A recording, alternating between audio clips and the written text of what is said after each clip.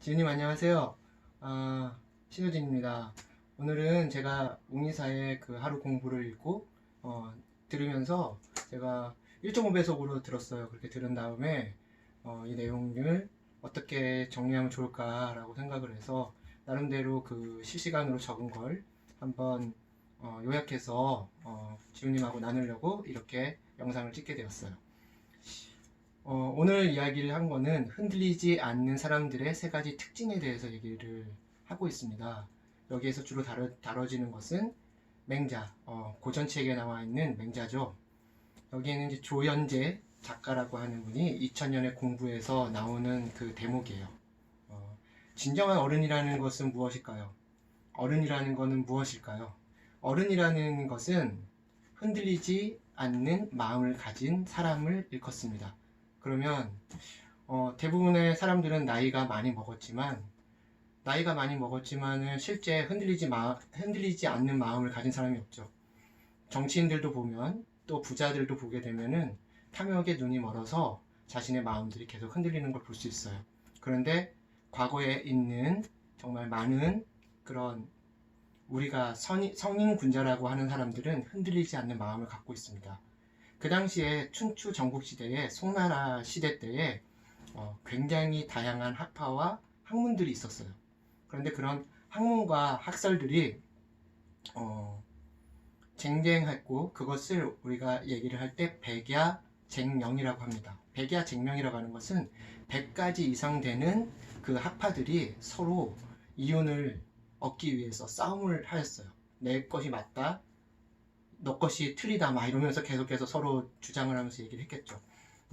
거기에서 두 가지 학파가 나누어지는데 법가와 그 다음에 종횡가라고 하는 곳과 그 다음에 유가라는 곳이 있어요.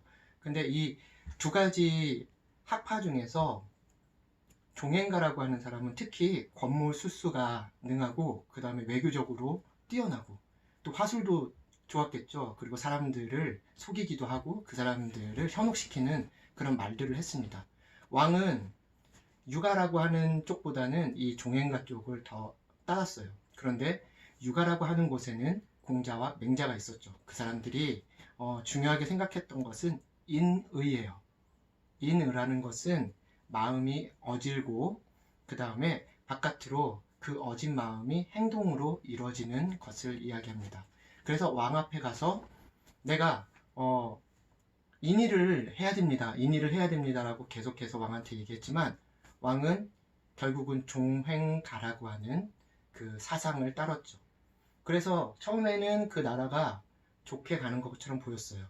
그런데 위에 있는 정치인들이 썩고 그 밑에 있는 선생님들이 썩고 계속해서 썩음으로 해서 대중들까지도 골았죠. 그 사람들은 지식이 없는 상황에서 그 리더가 계속해서 그런 권모술수나 이런 어떤 현혹하는 그런 말들을 함으로 해서 그 나라는 결국은 무너져 버렸습니다. 우리가 2000년이 지난 다음에 우리가 얻을 수 있는 것은 이 세 가지에 관련된 겁니다. 결국은 흔들리지 않는 마음을 가지기 위한 우리가 세 가지는 무엇을 알아야 되느냐라고 했을 때 첫 번째는 우리가 과정에 집중을 해야 됩니다. 이 사람이 결과를 봤을 때는 굉장히 훌륭하고 정말 멋있게 보입니다. 하지만 실제 그 과정을 들여다보게 되면 이 사람이 정말 어떤 로또나 심지어 뭐 어떤 부모의 유산을 받아서 갑자기 이렇게 부자가 된 그런 사람이 있을 수도 있고요. 그 다음에 누구를 사기를 치고 또한 더러운 어떤 행위를 하면서 돈을 얻을 수도 있죠. 그런데 우리가 과정을 봤을 때 그 사람이 어떻게 그 문제들을 해결을 해서 회복을 하고 그 회복에 대한 것을 의미를 가지고 다양한 사람들한테 어떤 걸 나누어 주려고 함으로 해서 자기도 행복해지고 다른 사람들도 행복해지는 순간을 얻어서 성장하는 어떤 계기를 얻게 됩니다. 그것이 과정에 집중하는 사람이고요. 두 번째는 과정을 치열하게 살아가는 사람입니다. 그것은 목적한 바를 이룰 때까지 절대 포기하지 않는 사람입니다. 그리고 조급해 하지 않습니다.